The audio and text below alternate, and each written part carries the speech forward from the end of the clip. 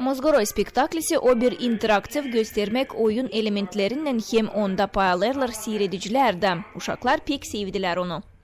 Ben pek beğendim spektakli. Spektakli ben beğendim. Hepsinden çok canavarı hem kediyim.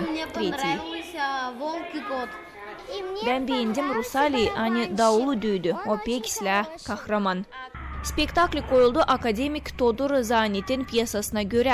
Rejisörler oldular Mikhail Rezunets hem Anatoliy Radulov. Onlar kurdular büyülü atmosferayı nerede Gagauz dili diriler dedi Dionis Tanasoglu'nun adına tiyatronun başı Mikhail Gagauz. Sağ ol, en ilkin isterim söyleme.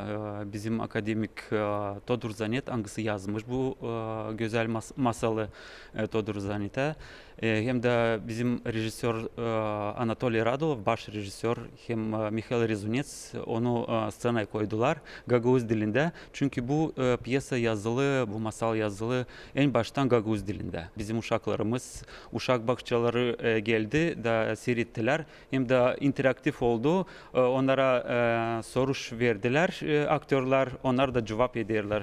Bu pek güzel, hem bizim için pek sevinçli. Neden? Çünkü uşaklar Gagauz dilini isterler bilme.